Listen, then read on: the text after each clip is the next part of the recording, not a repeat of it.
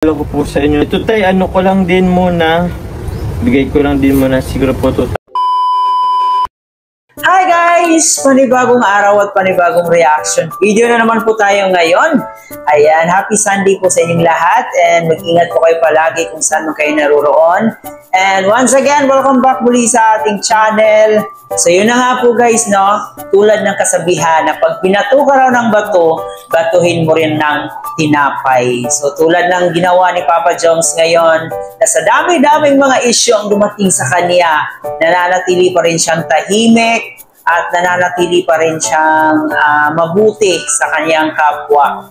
So instead na makipagbardagulan siya, instead na makipagsagutan siya sa mga taong nanira sa kanya, yung ginawa niya is tumulong na lang, no? Kaya siguro masasabi natin, kaya binibless si Kalingap Jomar kasi instead na makipagsagutan siya sa mga taong naninira sa kanya, so nag-focus na lang siya sa pagtulong sa mga kababayan niyang nangangailangan ng tulong. So mas masarap guys na makatulong tayo sa ating mga kababayan. No? Sobrang sarap sa pakiramdam. Hanggang ngayon, marami pa rin tayong nakikita na binabash pa rin si Papa Joms bilang isang supporters ng Jomcar. At hindi lang po sa love team na Jomcar, supportado po natin si Papa Joms sa kanyang mga charity vlog. Kaya naman guys, ngayon syempre ating panoorin ang kaniyang pagcha-charity. So kahit sa simpleng paraan na to, maitulong tayo sa kanyang channel, na ma-encourage ko po kayo na panoorin ulit, or baka hindi nyo pa napanood itong upload niya, itong bagong upload niya na isang charity vlog. So samahan niyo po ako mamaya guys. Siyempre natin pong panonoorin ang kanyang bagong beneficiary. Pero bago tayo magpatuloy, huwag kalimutan mag-like and share sa ating video at siyempre mag-subscribe na rin po kayo. Higit sa lahat, huwag natin kalimutan, palaging suportahan ang pinakaama ng Kalingap, si Kuya Bal Santos Matubang, si Ate ng Vlog, si Kalingap Rab, at siyempre si Jack Matubang. Suportahan din po natin ang ating K-Boys, Kalingap Partners, mga charity vloggers sa Pilipinas. Kaya naman guys, siyempre panoorin muna natin ito. So ito tay, tay Badong Tay Badong, meron din po kaming sa inyo, munting regalo, ayuda. So ito po. So ito tay, tulad po ng po namin. Tay, hindi na po bawang ang niyo po ngayon. Meron po kayo tayo dito po, pansit po. Tapos mga noodles po. Yan, noodles. Nag-noodles ka pa ba tay? Oo po ka din. Pero ito tayo, wala rin kahit tubig lang din ito. Oo. Tulad po ng ginagawa nyo po. Pero wag araw-araw. Pero tayo, wag din araw-araw. Kasi meron po tayong ibang option dito. So meron po dito, ito pa po. Meron pa po ditong noodles. Ito po, mga cracker po. Cracker po. Meron pa rin pong kape. Nakape po ba kayo tayo? Kape. Tapos may Milo. Nagmamilo po ba kayo? Oo din po. Tapos yan, ito pwede dun sa mainit na tubig. Ano po? Pag walang pambili, mainit na tubig. Ay siya po. Kapag wala daw siyang pambili ng kape. Ay, grabe tayo. Ngayon po meron na po kayong kape tayo. May Milo pa po kayo. Nilalagyan kayo ito. Oregano. Ay, oregano? Nilalagyan ng oregano? Maano talaga si tatay sa herbal? Maka-herbal na po kayo tayo. Bro, may balita ako. Ano bro? Kuya Badong naghihilot ka daw? Oo. Kahit kaya pa ng kamay? Marunong si Kuya Badong maghilot. Pag bumababa lang yan, basta bro, pag hanggang kaya lang ng niya. Pero kung hindi pa pataas, medyo mahirap na. So may kaya. O, di na kaya. Tapos yun tayo, meron ditong sardinas. So, may maanghang, may hindi. Yan. Tapos syempre tayo, tingnan nakabili ako bro eh. Bro, meron pa ba kayong ganito? 5 kilo? Wala. 5 kilos, wala 25 kilo lang. Opo. Pero tayo, ito rin po, meron din kayong 5 kilo na bigas. Pangdagdag, meron po ba kayong bigas ngayon? Meron pa man yung 2 kilo pa. May 2 kilo pa? Galing dun sa panday na nagtulog dito sa akin, binilihan natin. Wow, babay, alam mo, ang babay talaga ng mga dito kaibigan ni Kuya Badong. Dito sila nagtulog yung panday na taga masalong-salong. Siya po, ang babait pa rin ng mga ano nyo, tay.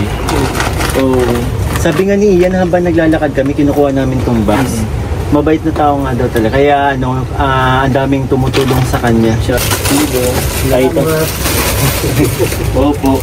Madami-dami yan, tay. naman sa Yung dalawang kilong bigas nyo po, tay, mga ilang araw nyo po yun? mga tatlo. 3 araw. At least, nanong natin ng 5 kilo. Siguro mga 1 week din yata ito kay tatay. Makahaluan mo na naman ng Ano po? Baka haluan daw ng NFA. baka haluan mo tayo ng NFA. Ilaban at po. NFA laban ka po, tay. At wala man pambili na man na bago ngayon ang bigay. Mahal na nga po yung Pati nasa yan, 50 plus. pinawala. Ito po, tay, kasama natin may bigasan po to eh. Pagbalik, Pagbalik. Kuya Jomar. Bibili si Kuya Jomar. Bibili si Kuya Jomar para kay tatay. Meron ako bro, ano, kasi hindi ko lang... Ay, marami ka doon, bro. Meron ako pong mga bigasan po doon. Tatay, bibigyan ko po. Yun, may isang sako ka na, tay. Isang sakong bigas ka po, tay. Meron pong nag-order sa Boss D para kay Kuya Oo, Jomar. sa mga ano po Yun. dyan, sa mga gusto po mag-order po ng Boss D Rice Trading po. Boss D Rice Trading kay Kalingap Dan po. Thank you, bro. Oo. Basta tayo, pagbalik po, promise tayo, pagbalik ko, meron Yes. isang sakong bigas. Opo, tapos ito tayo, konting regalo ko po sa inyo. Ito tayo, ano ko lang din muna, bigay ko lang din muna, siguro po 2,000 lang po muna. Pero baka next time po na pagbalik po natin, madagdagan po natin yan tayo. Salamat. Salamat po. Ano si... Kuya Jomar. Jomar. Kalingap Jomar po tayo, Kalingap Jomar po pala. Salamat sa may nakaabot tabang ugi sa kuya. Tay si Jomar po, isang kalingap po siya. Nagpakilala naman po kanina. Kami po ay grupo po ng mga charity vlogger po na tumutulong po sa ano, tingin po namin ay deserving yung nangangailangan din. And yun po, masaya ako na ano ko din si tatay. And gusto ko rin magpasalamat kay Mikoy at kay Boss Ian. Kasi siya po ang nagpakilala sa atin po kay Tatay Badong. So hopefully tayo makabisita ko ulit kami next time. Ang ganda ng lugar. Sarap. Presko. First time kita, Papa Jones, makita na nag-vlog na hindi pinagpawisan. Oo nga eh. Presko eh. Presko eh, yung mahangin po ay. So ito tayo, may ano na rin tawag niyan. May lasa na rin po yung iinumin nyo kay Papa, no? Pwede na tayo magkape at may Milo.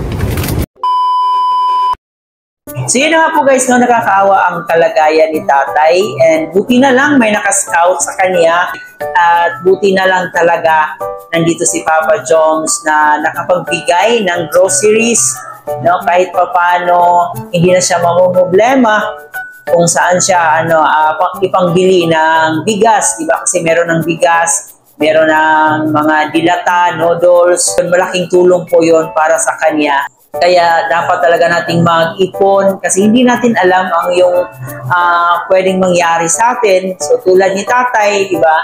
Kasi nung malakas pa siya, siguro hindi rin naman natin masasabi na malaki talaga yung income niya kaya hindi siya nakapag-ipon.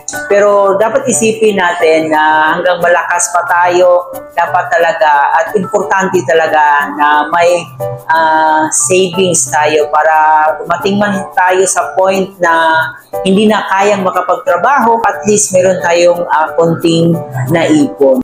Pero mabait pa rin talaga ang Diyos kasi gumamit siya ng mga tao bilang instrumento para matulungan si tatay. So yun na nga po, alam natin hindi ito pababayaan ni Papa Joms, no? Alam natin hindi lang ito ang tulong na pwede niyang ibigay dito kay tatay. So we're looking forward na marami pang maibigay si Papa Joms na tulong dito. At syempre, samahan din po natin si Papa Joms. Atin din po siyang tulungan. At sa simpleng pag-view ng kanyang video, pag-share at pag-like, napakalaking tulong na rin po ito sa YouTube channel ni Kalingap Jomar. And yun na nga po sa dami-daming mga issue about kay Papa Joms ngayon. Pero instead na sagutan siya sa mga taong naninira sa kanya, sa mga taong nagbibigay sa kanya ng mga fake news, so mas pinili niyang tumulong sa kanyang kapwa. Kaya masasabi talaga natin, mas binibless sa mga taong mas pinili ang maging mabuti kaysa maging masama. Diba? So, yun lang, sobrang nakaka-proud at sobrang nakaka-inspire din po si Papa Joms. Sa kabila ng mga issue na pinupukol sa kanya, talagang nananatili pa rin siyang masaya. Pinapakita niya sa atin na kayang-kaya niyang i-handle ang sitwasyon na to. So, alam naman natin na nandito lang po tayo para sa kanya. So, naway hindi tayo magsawang suportahan si Papa Joms sa kanyang journey as a charity vlogger. So, sana tuloy-tuloy pa si Papa Joms sa kanyang pagcha-charity para marami pa siyang magtulungan. At syempre guys, tulungan din po natin si Papa Joms kasi kailangan din po niya ang ating tulong. So yun lang guys, sana'y nasiyahan kayo sa mga hindi pa po nakasuporta sa upload ni Papa Joms. I-marathon po natin guys para ayun, makatulong tayo sa kanya. Bago natin tapusin, huwag kalimutan mag-like and share and mag-subscribe na rin po kayo. Ito nga po pala si Chloe TV. Marami pong salamat sa inyong lahat.